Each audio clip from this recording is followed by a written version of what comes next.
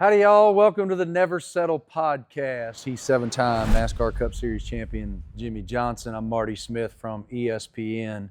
And I had an interesting thing happen to me. It's happened to me 5 or 6 times, Johnson, but I wonder what is the weirdest or most uncomfortable exchange that you've had at a urinal?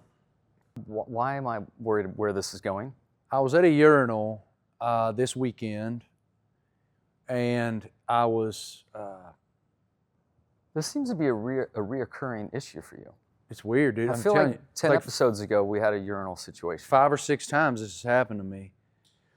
And I'm not famous. Like you're famous. I'm not famous. And you're crazy, man. I was in a bar, saw you on. I was in Norman, Oklahoma. Your face popped on the screen, and I'm in a bar, and I forget where you were on Saturday. I was at the University of Missouri. People in the bar are like, "Oh, there's Marty Smith." After they took 30 selfies with you. But they didn't even see me.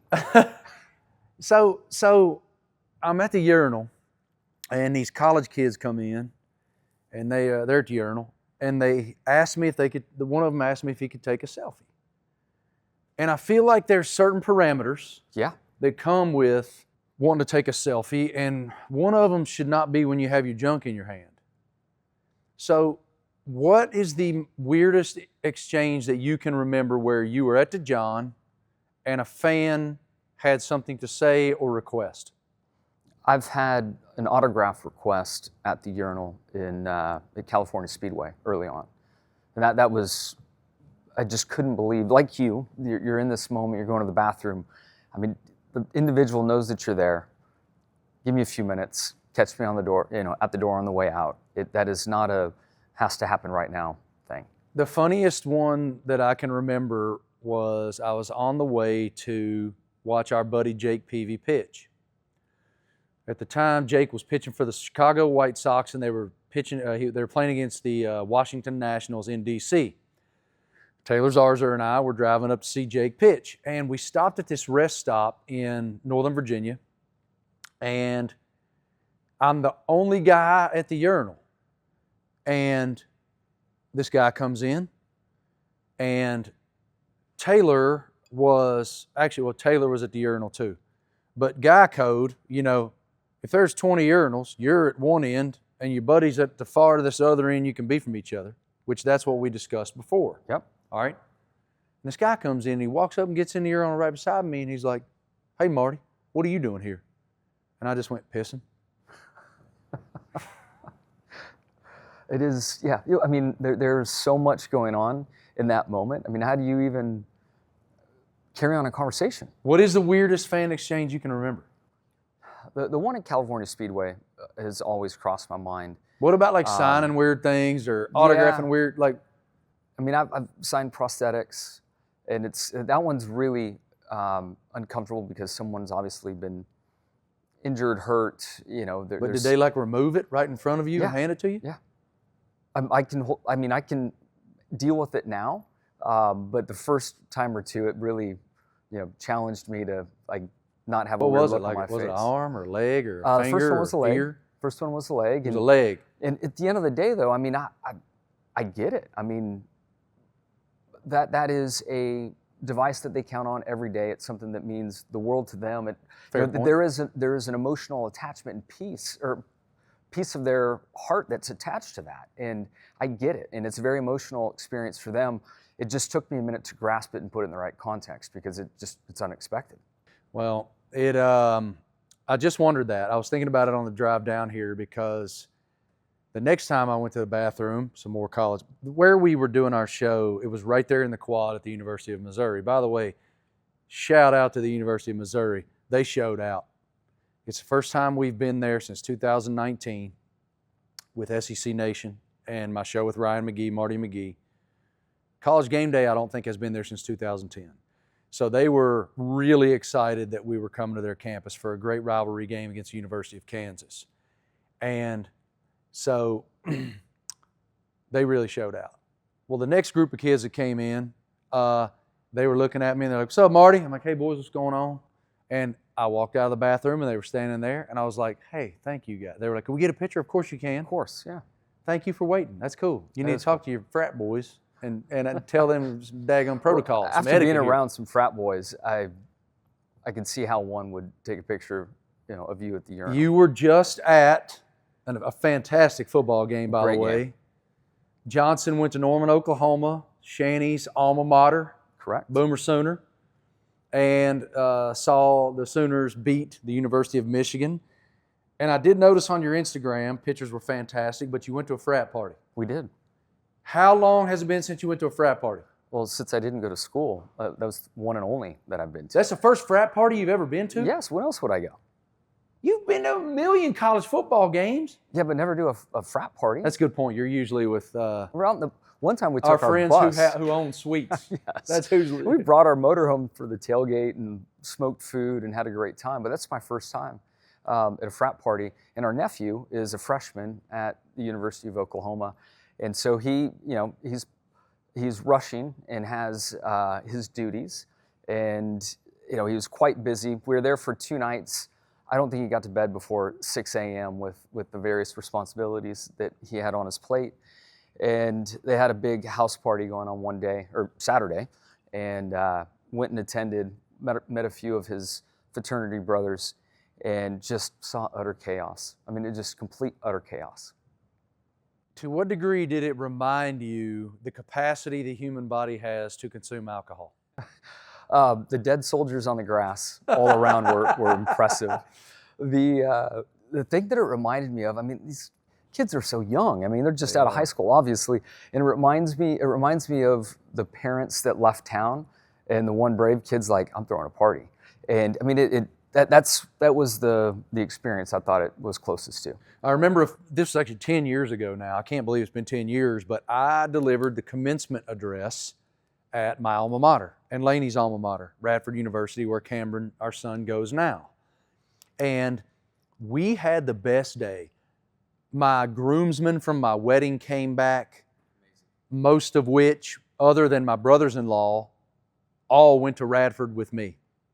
They all came back, and we decided to make a whole day of it. And we spent the day on campus, and we hopped party to party, and we were like, we need to go back to each of our respective houses that we lived in. Sure. And see what the hell's going on. And we went back to my house, 527 Fairfax. At Radford, there's the light side and the dark side. The light side is like where all the pretty young girls live, and it's like nice and really pretty and well put. The dark side is the dark side. Lots of frats, lots of athletes. So we went back to 527 Fairfax, and my house, the soccer team had taken over this house, the men's soccer team. So we walk up on the front porch. They're out on the front porch, to your point. There's dead soldiers everywhere, all over the place. And I walk up there and I'm like, howdy y'all, what's going on? And they were like, holy shit, what are you doing here? I'm like, I used to live here. And they were like, come in. So we're doing keg stands, whole thing. Absolutely fantastic. Such a great time to go back and be reminded. But to your point about the youth, because of my incredibly blessed life and my job at ESPN, especially in college football and basketball, I have to remember that even now. I'm going to be 50 years old in 6 or 7 or 8 months. You're going to be 50 years old in about 6 or 7 or 8 days. Yeah, it's coming quick, man. We're going to get there. That's next week's show. But I have to remind myself that these young men are young men. But when you're an athlete like that, I say all the time, and I say this on air on ESPN, the most underreported part of collegiate athletics is the quality of the young men and women playing the games. They are great young people. And you talk, like, just so impressive the way they address the media, how well put together they are, how well trained they are, the ability to articulate themselves. It blows my mind all the time. John Mateer, a young man you watched carve up the University of Michigan last Saturday night. I did a piece on him last week. Couldn't have been more impressed. Remind me a lot of Baker Mayfield. Did you ever meet Baker? I have, yeah. What was your interaction with Baker? It was brief. I'm good friends with Coach Stoops. In fact, Stoops got us out on the golf course Saturday morning. I went out with Kevin Dotson. Did you play with Stoops? No, he got us to tee time. I called to get Where'd a you tee play? time. We played at Jimmie Austin right there on campus. And I walk in and Jimmie spells his name like I do. And they have all these different hats, like do it with Jimmie, or I played with Jimmie, all these great taglines. So I bought a bunch of stuff. You bought a bunch of merch? I did. A whole bunch Loaded of up on clubhouse merch. gear? It was great. But, played around, had a great time. So it was nice to catch up with Stoops a little bit. But a great friend of ours is a big donor and is involved largely on the tennis side. Well, really, I guess all aspects of it, but Tim Headington. And Tim has a suite and met a lot of great, incredible people there. A lot of the coaching staff for the various sports programs were in his suite at some point. I had great, deep conversation with the ladies tennis coach, the men's basketball coach. Went over to another suite and had a few minutes hanging out with Sam Bradford. It's great to see him again. I've Awesome. met him along the journey at a few different points, and he's just as kind and lovely as ever, and his kids running around. Then we went down on the sidelines and to, again, stand around these young men that look like damn adults. They are so big. Wow. And to watch them play and engage again with the coaching staff, I had an epic time. I really enjoyed it. And when you see Sam Bradford, now that obviously an icon in Norman, won the Heisman Trophy, fantastic, fantastic player. What did you perceive that he means there? When there was a moment that they showed all the quarterbacks and where they were, I guess the year and then the NFL team that they played for. And we got later in that display, and Baker's name pops up there and the place erupts. Sam's erupts. Born and raised in Oklahoma, is still there. His family's there.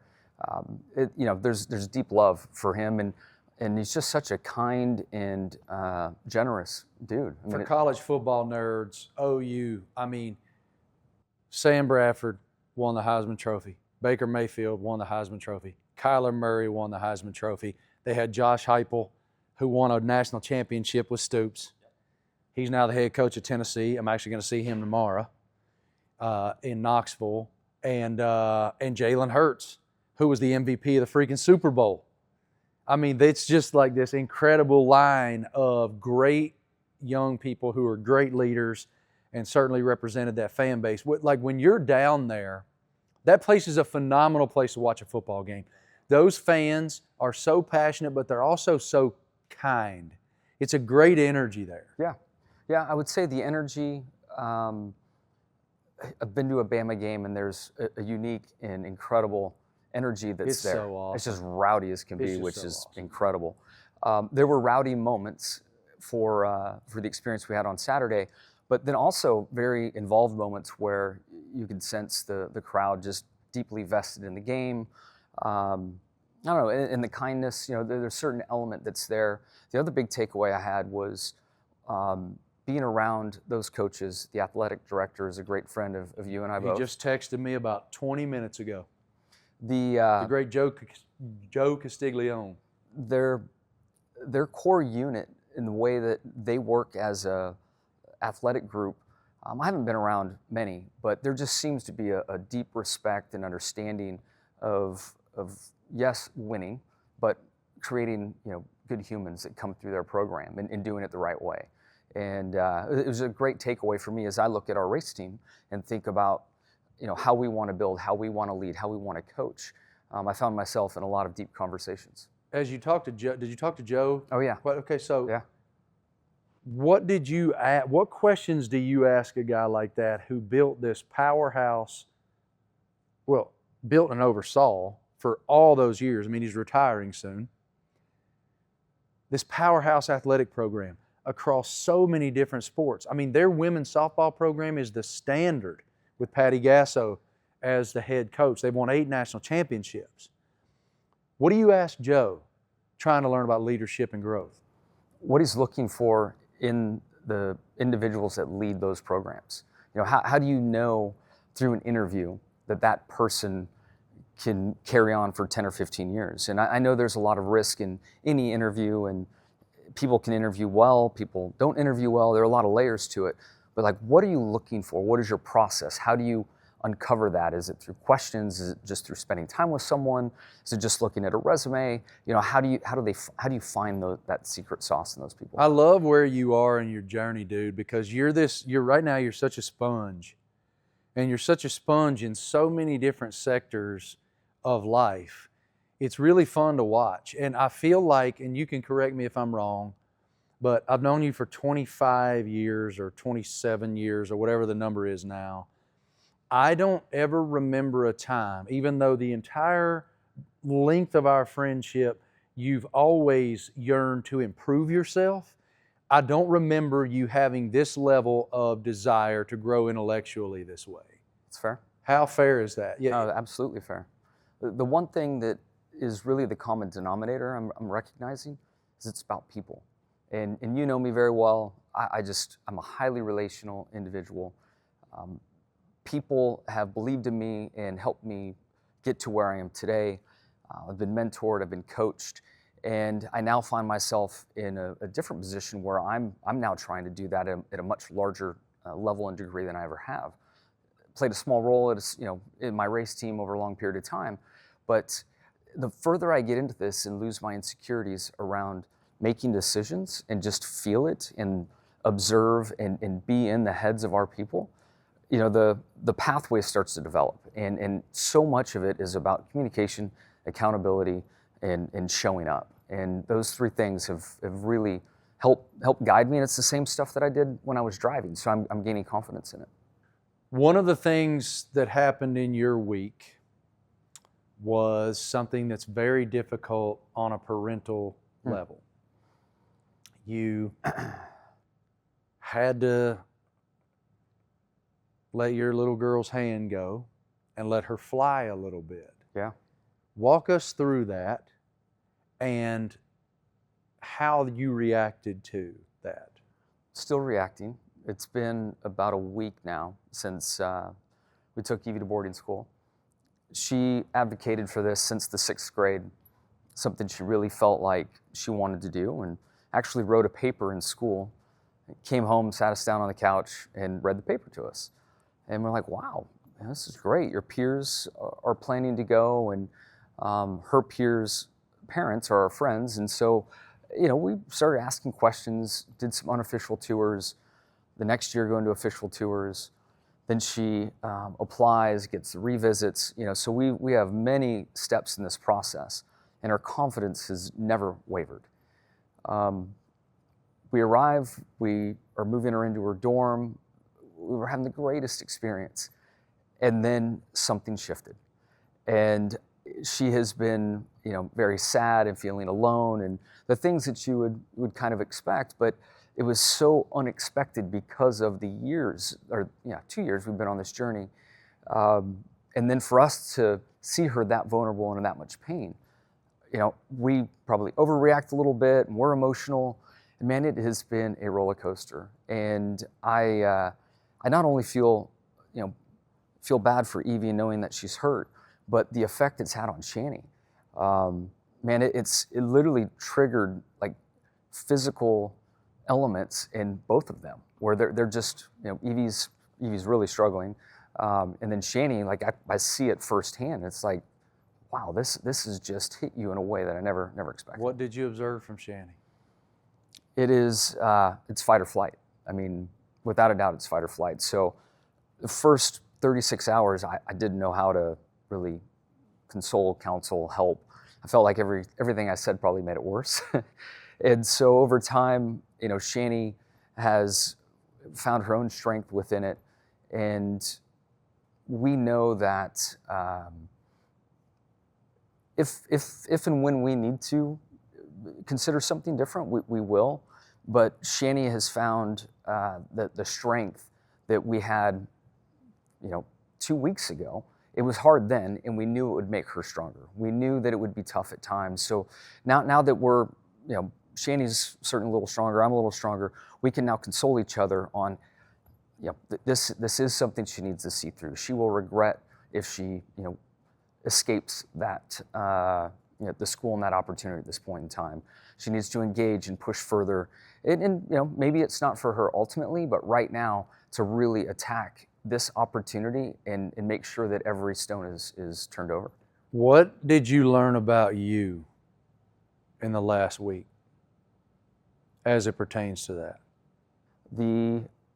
I've had a few reps at this here lately, last handful of years with tragedy and a variety of other elements. But when my tribe's hurting, like I can turn off that emotional piece and make sure that I keep my tribe on the tracks.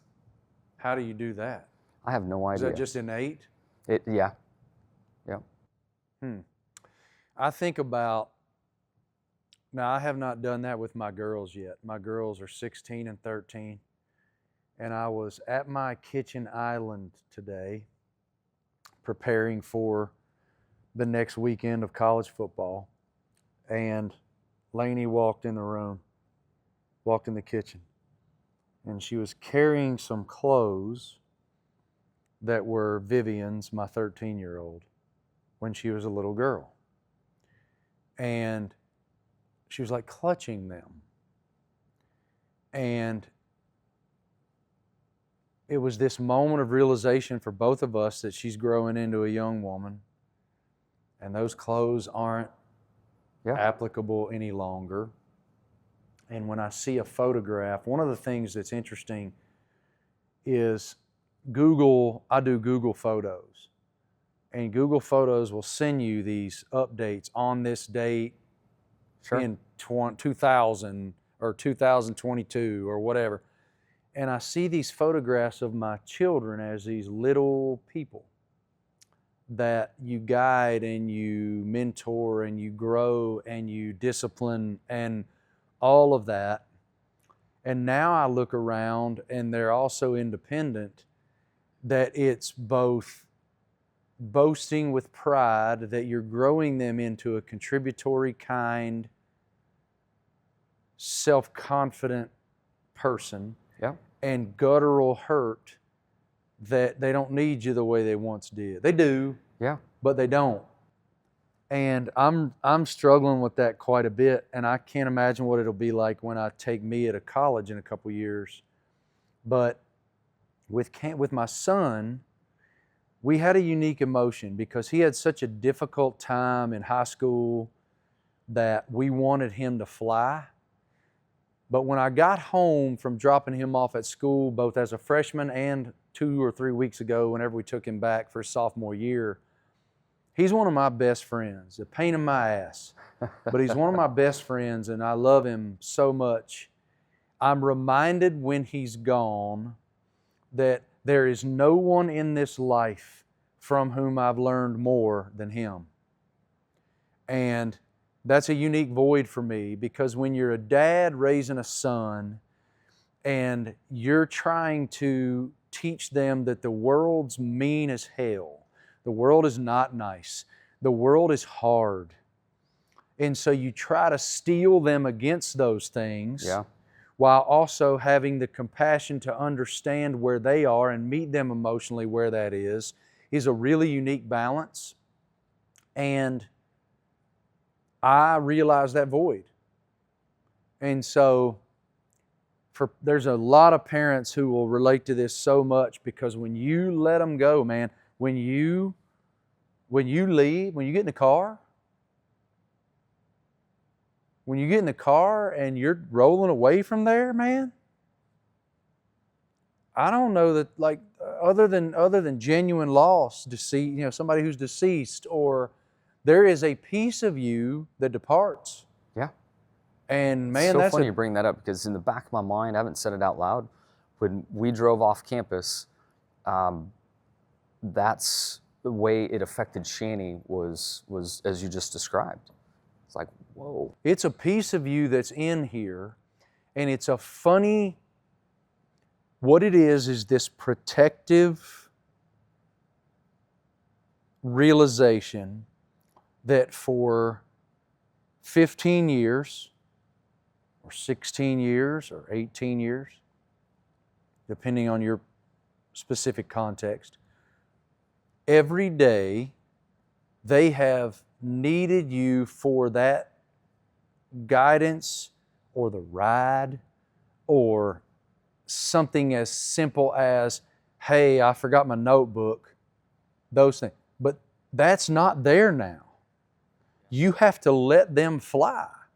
And my God, it's it's a hard thing to accept, I guess, is the only word I can think of. Yeah. I have that. Did you cry?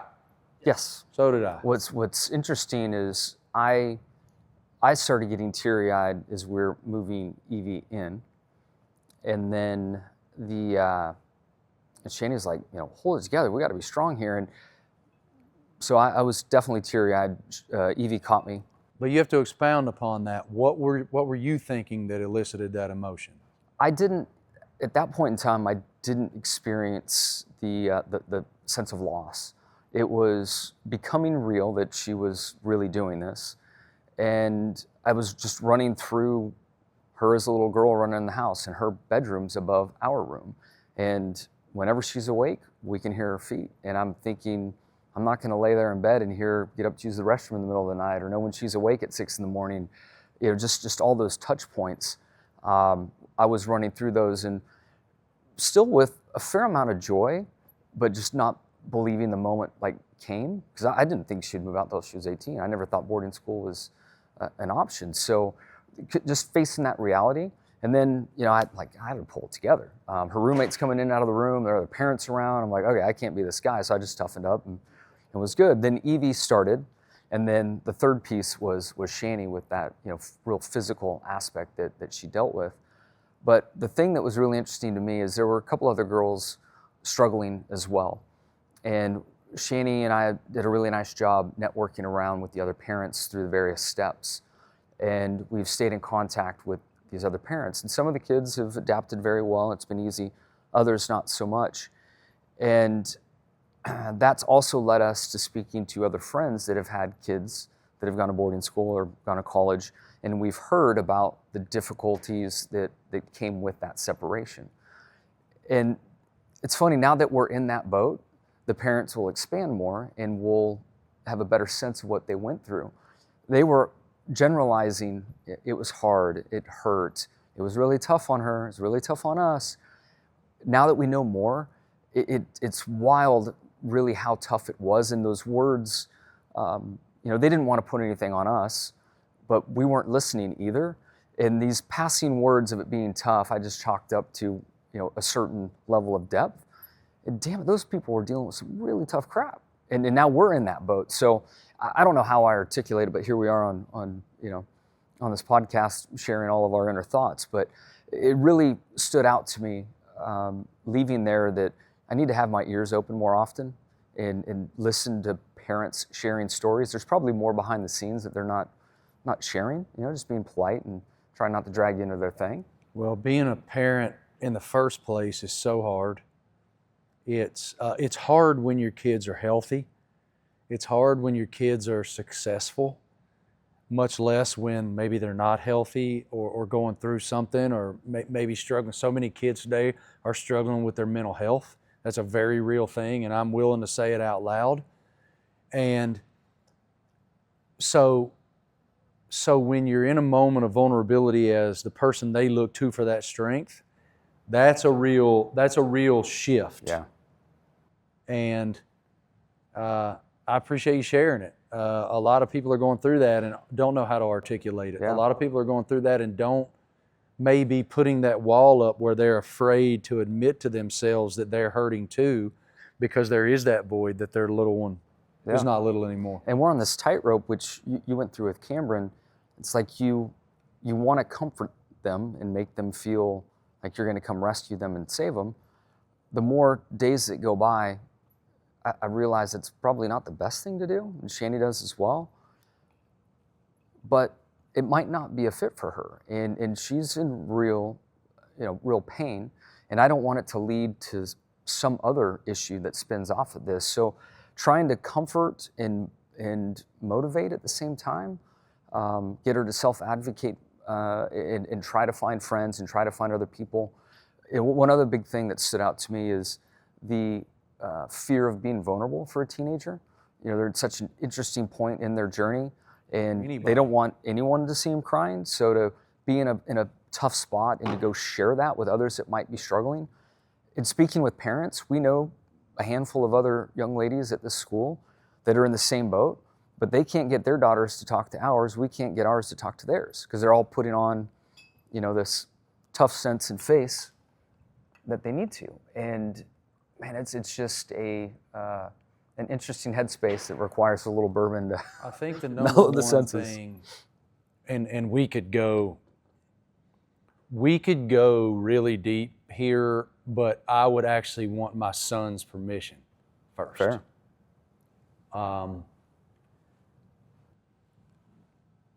It's not just young people, man.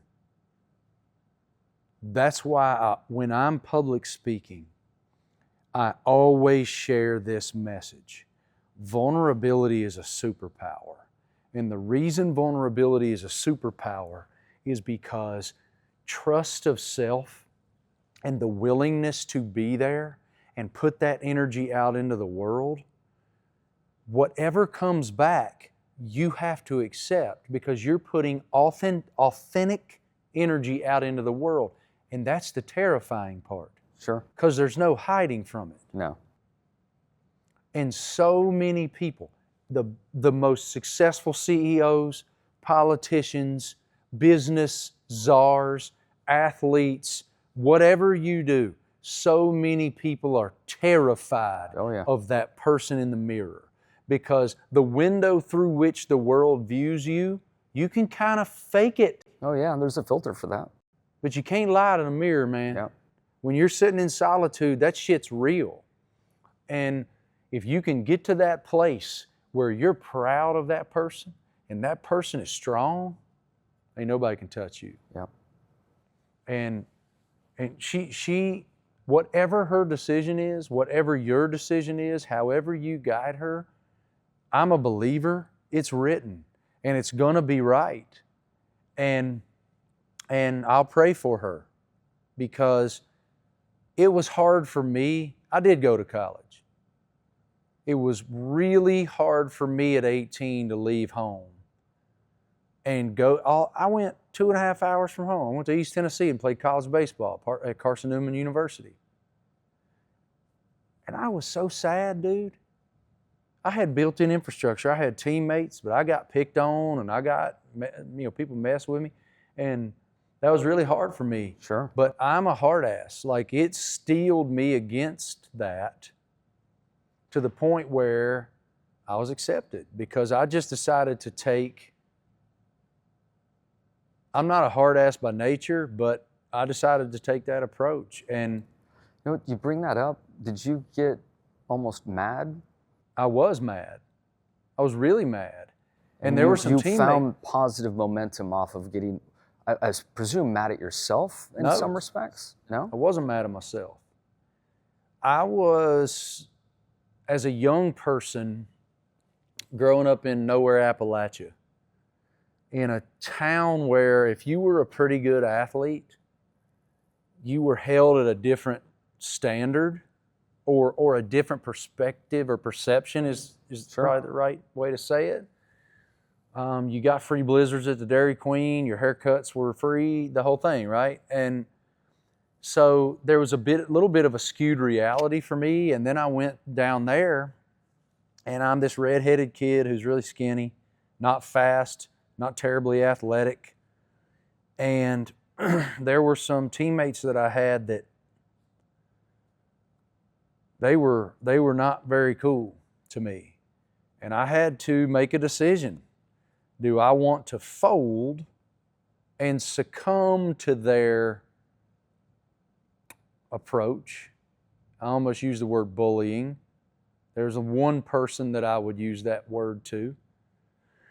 Or can I fight back? And I made that decision. And like this one guy one time, the guy that I was talking about who was especially rude, do you know what Kramer Jezik is? Kramer Jezik is icy hot or Flexol 454 on steroids. It's this muscle balm that is so hot that it's like the surface of the sun. And that guy put it in my jock. And so I put my jock on and about, 5 minutes later or whatever, my balls are just screaming. And I know who did it. And it is funny now. I mean, it's funny to laugh at now, but Oh, that pain. the thing about Kramer Jezik is you can't wash it off. It has to wear off. You can't go in the shower. It doesn't wash off. It's like oil based. Yeah. And isn't it funny that that's like a core memory that 30 something years later I remember with that same, like you can probably see me, like I'm setting my jaw because I still would like to punch that guy in the face. But anyway, you have two choices, fight or flight. Yeah. It's fight or flight. The reason I asked about the anger component is right now it's internal with Evie, it's not external. And I just wonder if there is an internal piece where anger kicks in and she's like, I'm not going to let it go this way. No. I'm going to shift it in a different direction. This is just a prognostication. What's going to happen? Is that a word? Yeah, it means prediction. I got that, but I didn't know if you Kurt Busch that thing and I added a few I didn't syllables. Kurt Busch anything. I didn't make up a word. She's going to find her tribe. And she's going to find a group of young women who love horses. She's going to find a group of young women who have the same academic and social aspirations that she has. And you're going to look back on this and realize how good it was that she was able to overcome. Yeah. And that's where we're pushing her right now. We just can't get her to... She's a weekend. Sorry? She's a weekend. Yeah. It's early. It's early days. But getting her to be more proactive and try to seek out those individuals. She's made, in her defense, she's made a couple solid choices to be in. We're requiring her to be involved in athletics outside of horses, and she signed up for volleyball.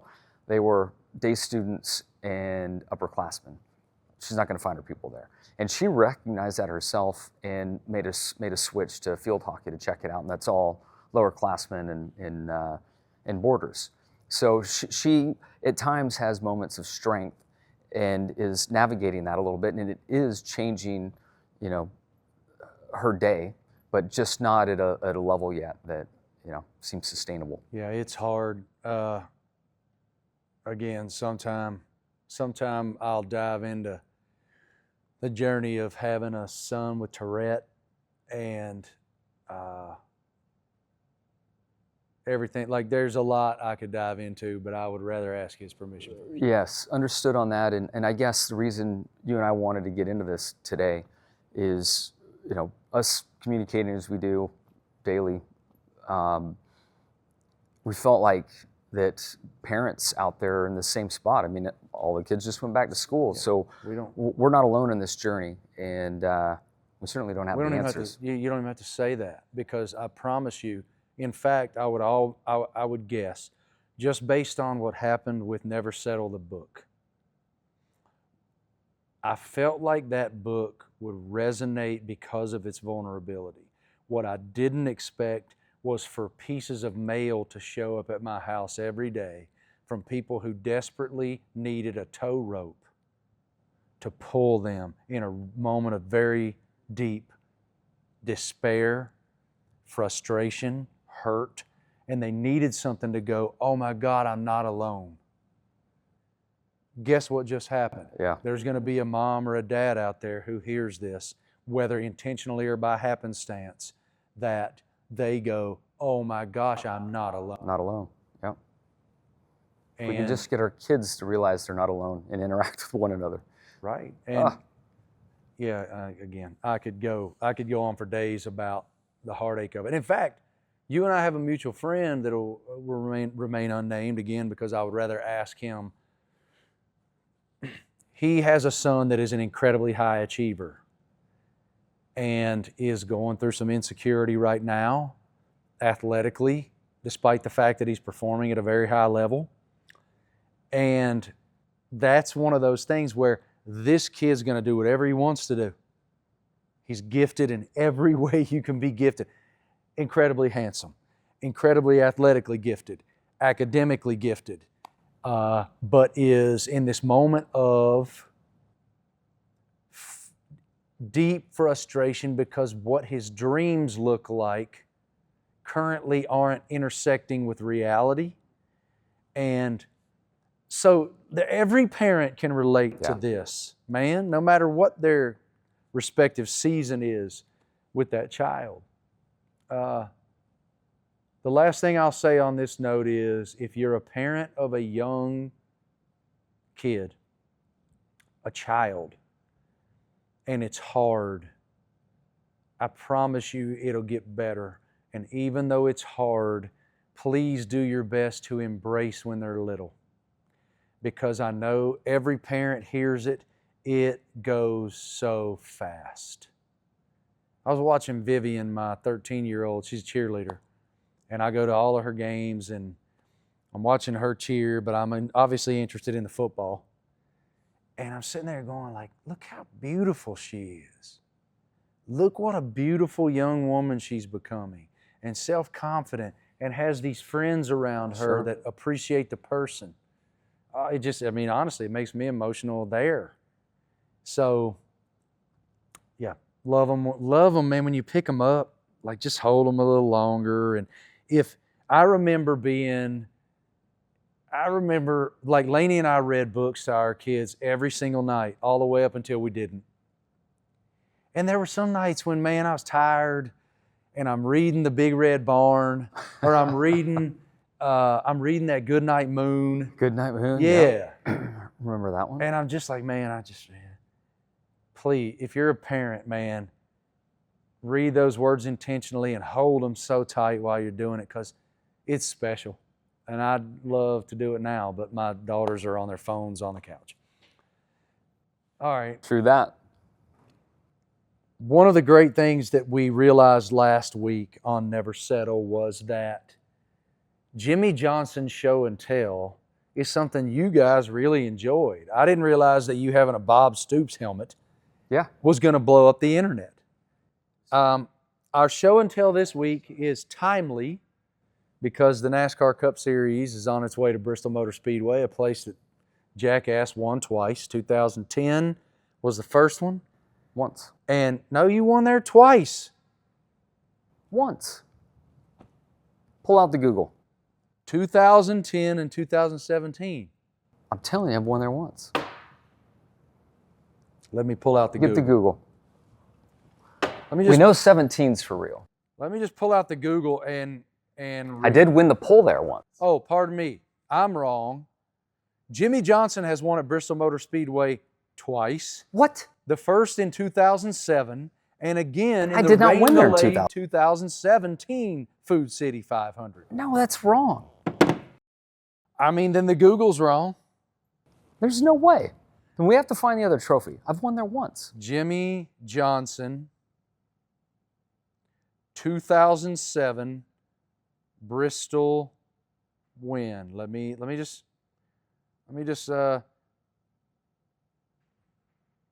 oh.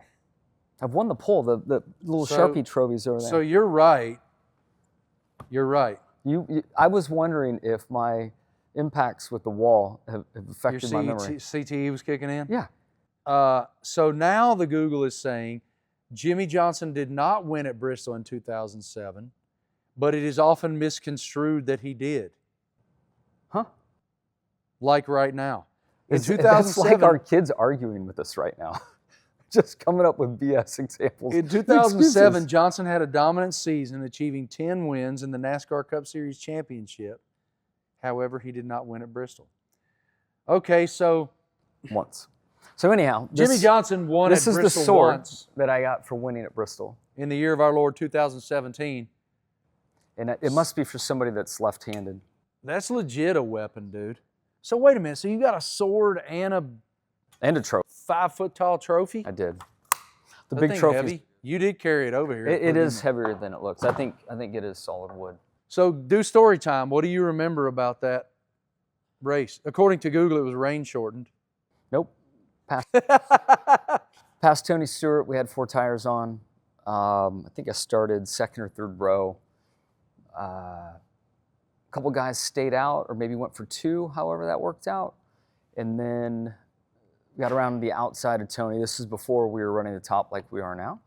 It was the earlier version of the concrete where the bottom was the only way before they ground it and forced us to run up top. Okay, it's time for a debate. You've just opened the door. Is Bristol better now, or was it better then? I think it's better now. Why? Because they have multiple lanes to run. As a driver, yeah. What built the world's last greatest Coliseum is trophy, the fact that you had to move somebody to win the race. That's why there was 175,000 people there.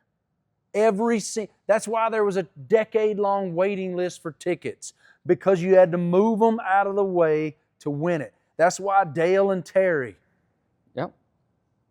I hear you. I was such a fan and agreed with you, but then when you're holding the steering wheel and it's your worst track, and then they reconfigure it and you get one of these, what else am I going to say? But did you feel, what was the feeling of accomplishment? Because you had to move Tony Stewart. I didn't have to move him. I just drove around him. So it was the new era. I didn't have to move Oh, him. it was the new era. Okay. Yep. Okay. Yep. No, I mean, Jeff Gordon's bump and run on Rusty. Dale trying to rattle Terry's cage, the 2 volumes of that. Did Jeff had a bump and run on Rusty at Bristol? Yeah. I know he did at Martinsville. Bristol was a beautiful one. I mean, just the lightest touch that bugged Rusty out. He got by coming to the checkered. It's fantastic. All right. Loved all of that as a fan, but as a driver, it was my worst track. I mean, I struggled so badly there, and until they reconfigured it, then things turned around for me. So it took you 15 years to win it. Yeah. When did it click? It clicked that one time. I ran in the top 5 a fair amount after that, but I've always had a better outcome in a race when I had to chase a line, find different lines, and since they put the concrete down, the groove moves all over the place. So my racing days in the dirt really, kind of carried through and helped me out. So Denny Hamlin wins at St. Louis, Missouri. Right. He has 59 career wins. That's an unbelievable number. I mean, it really is. I know I'm talking to a guy that won 83 of them, and there's only a handful of guys that get to 60. That's a crazy number. In today's NASCAR, with this car, with the way that there's all this parity, and it's hard to pass and hard to drive, and wrecks really hurt. How many guys that are active do you think could get to 60? Might Denny be the last one? I think it's a great question. I would say that odds are against someone getting to 60, but I came through a generation where no one thought that somebody would win 7 championships, and I was able to do that. And Richard Petty, the night I won my 7th, stuck his head in the window and said, "Records are made to be broken. Go get it done." And I don't know, with hearing that and then experiencing what I personally have, I mean, you can't say it'll never happen. I met Cale Yarborough before I went on stage, when I came off the stage after tying him with 3 championships. And he's like, "Son, I never thought anybody would ever get here. Congratulations." So I just don't want to fall into that trap. And as time goes on and sport goes on, who knows what we're going to be racing 10, 15 years from now, 50 years from now in NASCAR. So it's hard to say. How do you assess Denny's career? I think that the duration of time and the consistent performance that he's put up is remarkable. I think I know he's a first ballot Hall of Famer. It's not even debatable. You win 3 Daytona 500s and 60 races, whether he wins a championship or not. Yeah, he's gonna skate in there. Yeah. But it's interesting, you look at guys like Charles Barkley, who are Hall of Fame icons and some of the best to ever do it in their respective sports, that never got that championship. I know obviously you're not a guy to talk to about this in terms of what that feels like with all of your success, but what would the void be if a driver that's done all of that never got to stand at the podium as the guy? It depends on the guy. I think it eats him alive. It could, and it might, and who knows? Only he will know. I can say this. I watched everybody I grew up racing with take off and have success and excel, and all these amazing doors opened up for them. And I was the last one to bloom. And that's who? That's Harvick. That's Biffle, Newman, Biffle, Kenseth, yes. Sadler even. Sadler. He was a baller in that 38 car. I mean, even when you go back to the Busch days and Kevin and Wayne Grubb, I moved back to North Carolina and go late model racing, and these guys are just on fire. And I mean, I can't even finish 15th in a late model race at a short track around here. There was just so much momentum for different people at different points in time. And I had to come to grips with my own happiness and how I was going to define that. And I said it while I was racing, and I still mean it today, and I talk to my daughters about it when they compete, and I share it with the team. There are moments where statistically you are the favorite or are not, as a team, an organization, whatever it is. Like, there are those moments. But as an individual, you know when you've done everything you can. And the earlier you can identify with that, and knowing if you put everything you could into it, you will feel better about your losses and your wins, more so your losses. And I found peace in that on my journey. And then once I got to Hendrick and things took off, it was like, whoa. So I had to find a way when I left the track, although I finished 10th in a Busch car. I mean, I knew if that was good or not. And that's something I'm preaching to my kids. And I think ultimately, you ask Mark Martin about not winning a championship, nobody could have done more. Like, right. He's at peace. Will Denny be in that same spot? Time will tell. I don't know. And it's crazy. Like, Denny's won damn near twice as many races as Mark did. Yeah. Isn't that crazy? Yeah. I mean, Mark Martin was this standard-bearing leader, and I mean, I think everybody looks at Mark as a champion, even though he never won a championship. I think, as you're saying that, it's funny because in having so many conversations of depth with Nick Saban. I saw him the other day. Did you? I did. Oh, he was at OU. He was at OU. Game day was there.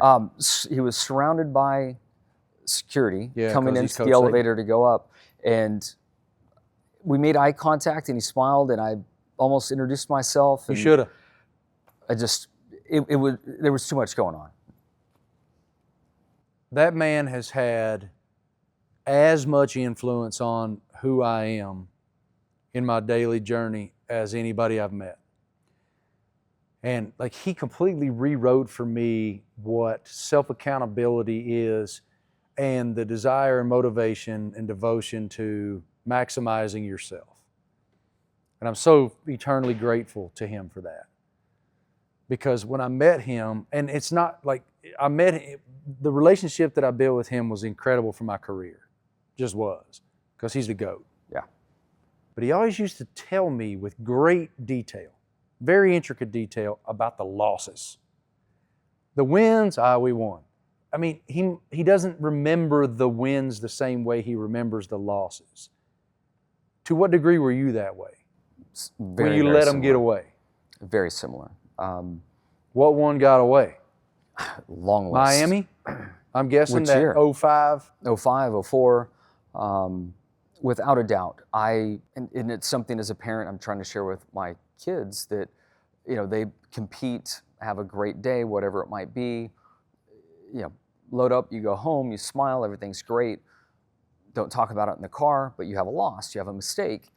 You're in the car just relentless on yourself over and over. How do I not let this happen again? What else do I need to do? And that's a point where I want to help my kids and make some suggestions around their process. How early did you start thinking about the event, and were you prepared? Let's take some notes. Let's write to yourself. How do you feel right now? What did you feel like when you made that mistake? Were you overconfident? Did you not believe in yourself? Like, there are things that you can do to really help yourself grow and reflect on these moments when you're back on solid ground emotionally. And that was just a natural journey that I went on, and my mistakes shaped me. And it's so funny, I was playing in a Pro-Am at Quail Hollow years ago, and I'm walking the golf course with Bob Rotella, one of the most well-known kind of golf Sports sports psychologist. psychologists. And he asked me what motivated me, what shaped my process. And I mentioned failures. And he heard me, he listened, he then suggested that I shift that, in that I might not be as free as I could be and experience as much success with that mindset. And I appreciated his perspective, but I just knew myself. The times that I relaxed and thought, oh man, I got this, I'm good, I always screwed up. And I had to get almost mad, and I almost required this outside pressure to stay on me, to hold me accountable, to do my best. I didn't like it, I wasn't comfortable, didn't like anything about it, but I achieved more in those moments. I had an interesting moment this weekend in that same vein. We're at the University of Missouri. Crowd is just out of this world. Rowdy, passionate, engaged, present, so proud of their school. And I had done that piece on John Mateer, the quarterback at Oklahoma.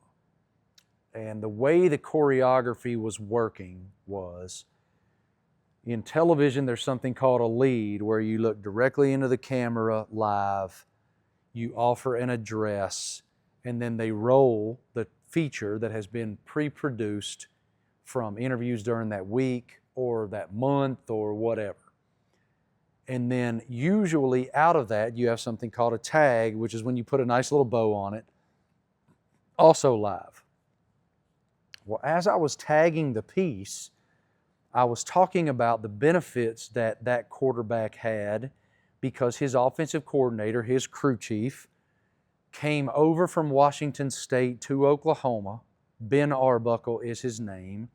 And Brent Venables is the head coach at Oklahoma, who told me that because his previous offensive coordinator was already there and he already knew the offensive system, the familiarity with the system, when I got to system, I just had complete brain lock. What'd The you do? word system would not come out of my mouth. Did you just I just stopped. stumble? You just stopped. Yeah, just live on TV. Like that, it's a weird thing because it shows how comfortable I am. How on long camera. did you start until you started panicking that you couldn't I find the didn't. word? I never panicked. I just looked at Jordan Rogers, my colleague, who happened to be standing right beside me, who, by the way, is one of the most brilliant up-and-coming sports broadcasters in the freaking world. And he's so damn handsome, it makes you sick. I looked at Jordan, I'm like, come here. Like, what word am I looking for? Live on TV. But it was, I mean, I've had my chops busted by everybody at our company as a result of it, but it's one of those moments for me of reflection and of going inward to make sure, like, I am a preparation fanatic. I don't care. Like, I have an interview tomorrow with Tennessee's quarterback, Joey Aguilar. I spent my entire day researching this young man, his unbelievable journey from Diablo Community College to Appalachian State to UCLA to Tennessee, watching his mother sob in the stands as he ran out of the locker room last weekend for the first time in Neyland Stadium. All that stuff matters so much to me. And so to fail, I always am embarrassed, but I try to repurpose that embarrassment as fuel to be better next time. But it was weird, dude. Like, it was weird to be standing there looking at this camera going, what word am I trying? It wasn't firing. And so I felt like I'd prepared. I felt like I was indisputably, undeniably prepared to win, but I didn't win. And so that makes me go, prepare harder. And so, you know, that's not an informational problem. That's just an execution problem. Yeah. And so it just goes back to, so often you can run the perfect race, but if there's an execution problem in that one corner, you don't execute to your optimum level and maybe don't win the race as a result. And That's applicable in every business. It is. And the honesty with yourself. I mean, look, good days happen, bad days happen. There's elements that work in your favor and against you. You know, call it good luck, bad luck. There's being prepared, not being prepared. There are all these different elements that are around you, and you're in a team sport, although you're holding the mic. It's a team sport. Now, I mentioned those things that were just for you. Now, everyone on that team has that same shit going on in their worlds. And for all of that to jive at the same time, day after day, week after week, year after year, to continue to put out a high-level product, I mean, that's magic, that's teamwork, that's the thing that I experienced so much in racing and as a driver, and now as a team owner, it's a different lens. But that's, as we were speaking about earlier, that's the human piece that I am just loving, and it just has me thirsty for more knowledge and information. Me too. And as a storyteller, when you're a storyteller on the, like, college game day, the Super Bowl pregame show possibly is the biggest, indisputably is the biggest. College game day is, to me, the premier platform for storytelling in sports. And to be someone that gets to do that is something that I am so thankful for, beyond the ability to articulate, right? And so when someone is willing, it's like us sitting last week with Greg Olson, right? Or Andy Roddick. When somebody with whom you've built a relationship of trust, and for you with Andy and Greg, I don't know Andy as well as you do. I know Greg really well. When you built a depth of trust, and you're able to dive into their lives and their journeys and moments of insecurity, and Greg getting replaced by Tom Brady, you know, that kind of thing, and he's willing to do. Yeah. There's so much responsibility as a storyteller to make sure that you are purporting their truth with contextual accuracy. And I am so grateful and proud of that opportunity. Yeah. And so that's what we want to do here, and we're certainly thankful to do that here. Before we get out of here tonight, I would love to know, what was the most inspiring moment of your week, your clear high? Because that was a hell of a week, man.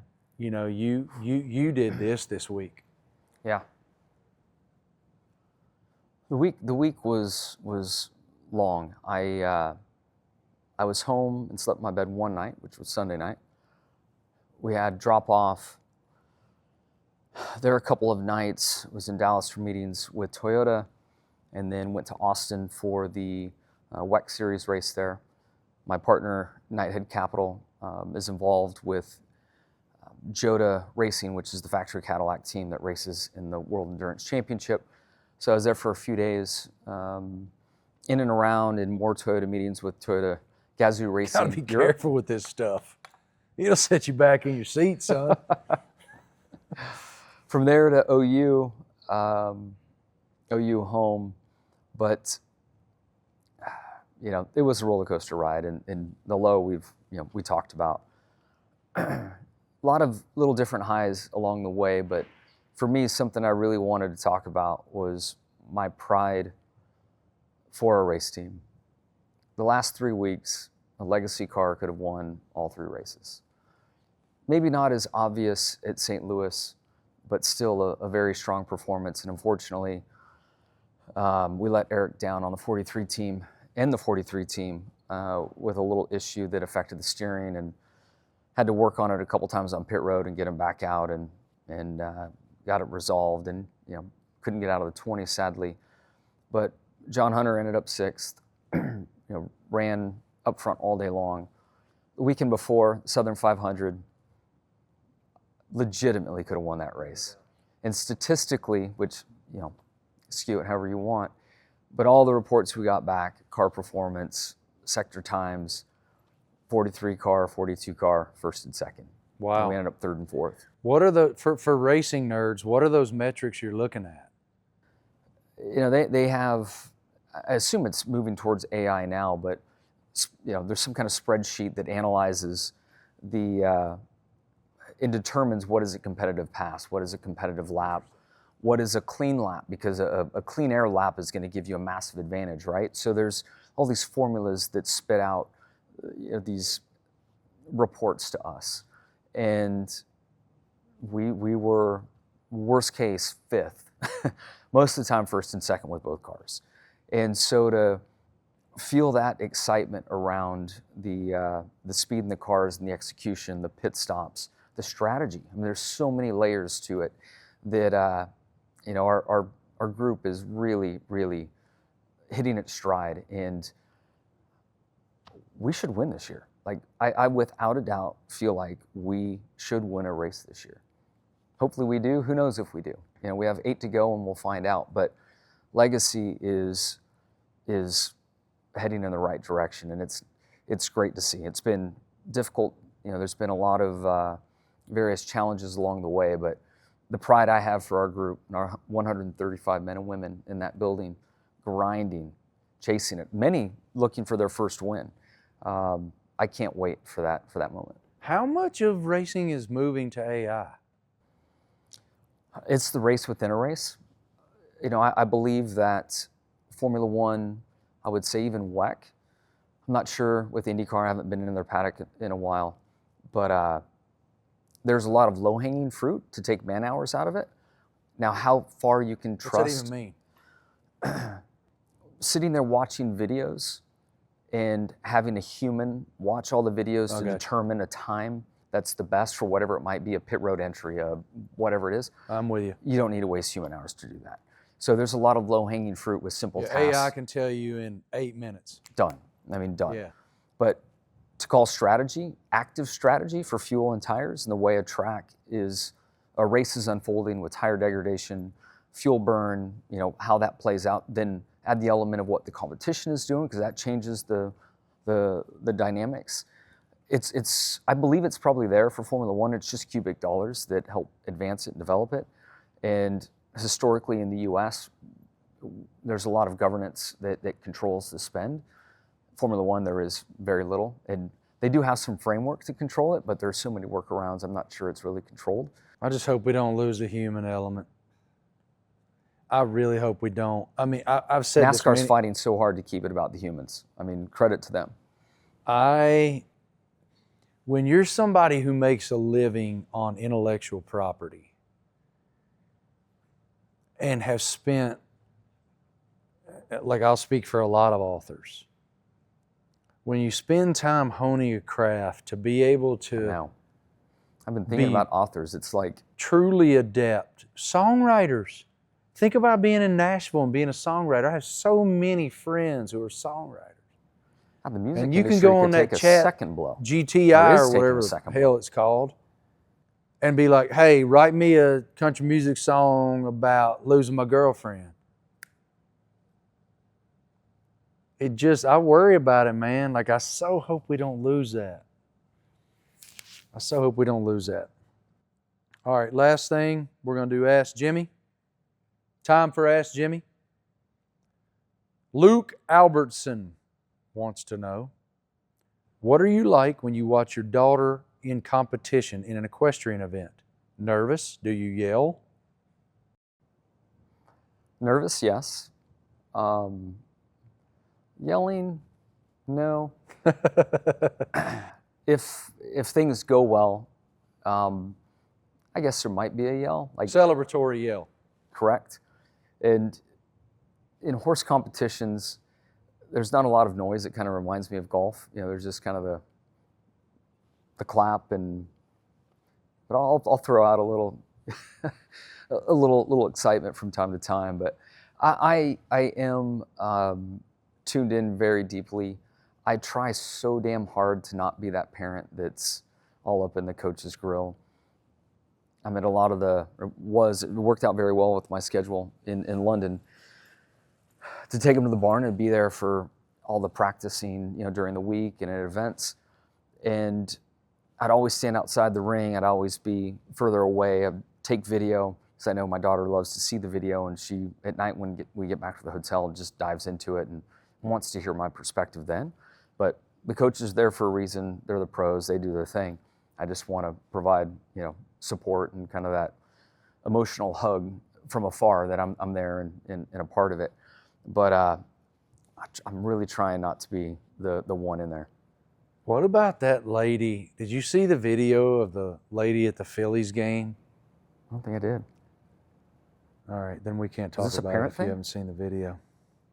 It's not a parenting thing at all. It's well, it kind of is. There was a moment where a home run was hit in Miami. The Phillies were playing the Marlins. And Phillies fans are everywhere, and they're uber passionate. I'm married into it, I know.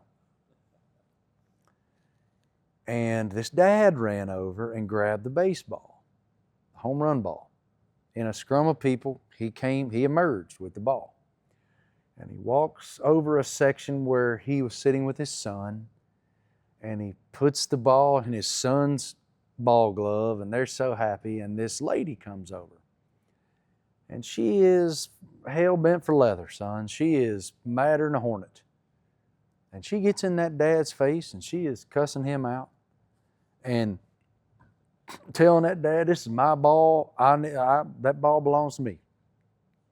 So the dad takes the ball out of his son's ball glove and gives it to the woman. And she storms off in victory. And the dad's reaction and method of managing that moment, I give him so much credit because he didn't lose his temper. He said nothing. I mean, he didn't even get that animated while that woman was on tilt. And the internet did what the internet does. That video hit the internet on all the social media channels and just undressed that lady. They found out her name. They found out her business. They found out where she lived. And I give the Florida Marlins, Miami Marlins, a lot of credit. They found the father and the son. They gave him a goodie bag of gear. The Phillies welcomed that father and son to the locker room, to the clubhouse after the game. He met the player that hit the home run. Wow. He spent time with the player that hit the home run. The home run, the player gave the kid a bat. Wow. But since you didn't see it, we can't get your perspective on how you would react. The king of current events. Matty Richards. I was at a frat house trying to just hang on. I appreciate that. How much booze did you drink? All of it? My man. The best, here's a funny moment. I mean, a great day. Started with golf, tailgating, frat house, game.